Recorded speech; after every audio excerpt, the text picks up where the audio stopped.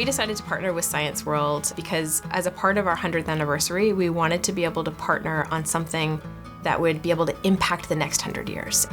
The big overlap is the audience. It's the kids. They are the future generation of workers in British Columbia, and they are the target audience of Science World today. For youngsters, workplace safety is several steps removed from where they are, but safety isn't several steps removed from where they are. And the idea of being able to do something cool and interesting is very, very motivating. We want kids to have the power and the agency to do stuff for themselves, and here's an organization that will help support that message so that you can carry out your nifty experiment safely and smartly. Any sort of large cultural shift or change needs to be informed and educated from below, I think, right? So to me, it was a wonderful opportunity to collaborate and provide safe access and sort of best practices around tool use and tool literacy. The overlap in messaging is pretty clear there to me. Science World wants to teach kids through doing. And one of the big things that we wanted to do was teach kids about engineering their own safety in the future. So there was a really good scientific overlap there as well.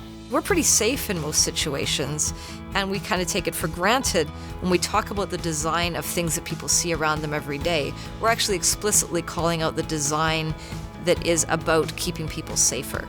So we can call that out in the context of thinking about overall what design means and how human brains have been put to the puzzle of designing things better.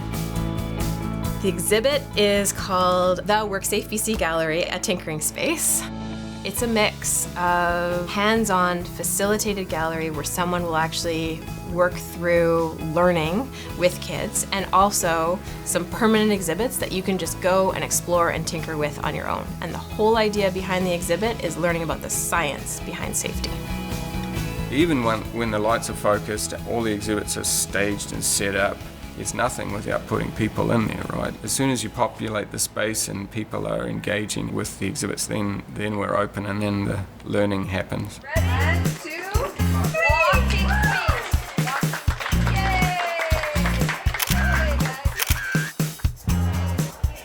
3. In the exhibits, you're going to see things like cut-apart work boots. You can see how work boots are put together inside. We've got an amazing automaton, so it's sort of a mechanical scene that has a whole bunch of safety mistakes in it. We're experimenting with sound, so we're giving people the experience of hearing loss by electronically manipulating a sound file. It's kind of cool seeing what will happen if you keep listening to it loud, because it'll really damage you. We've got a really fun thing that drops a hammer onto a crash test dummy head, and you can put different helmets on it and see how bad the impact is, depending on what kind of helmet you use. Always wear a helmet if you're in a construction area. Riding a bike, playing hockey, or climbing, or being a Viking. If you're gonna be a Viking, wear a hat? No, helmet. Helmets. A Viking helmet. You can be like, oh, I don't know what this is, and then all of a sudden you got the hang of it. There's tons of hands-on stuff, which is really cool. Yeah. And it lets you experiment. It's crazy. It's cool. So it's this really nice combination of fabulous facilities, comfortable benches, great lighting, great electrical, so that we can make amazing stuff and do that safely. It's a really nice blend of the two messages. Tinkering evolved as a way to think about how people learn when they use materials in new ways, and then playing around with something new to see what its possibilities are. In the process, you're learning about the materials, you're learning about the properties of the stuff you're working with, to kind of reflect both the sense of playful inquiry and the sense of learning and creating with your hands. We have an LED light, and then we have a battery, and there's a little cross there, and then we get the LED light, go like that, and then it lights up. We're gonna make a light up vest. I like dropping things on this guy's head. Making the cars and the loads and stuff was fun too. I think not taking yourself too seriously is part of it. It is important to have experiences that sort of capture the messaging and also allow for play and discovery.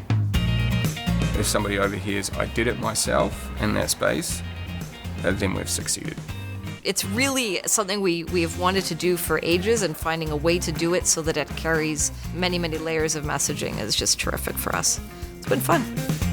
The whole idea of this is if you don't even have to think about safety, if it's just something that happens for you every single day when you walk into a situation and you're automatically looking for, am I safe over here? Do I know that this thing's happening over here? Am I aware of my surroundings? Am I engineering this space for safety as I walk across the street or into a workplace? It then becomes second nature. That's what we want.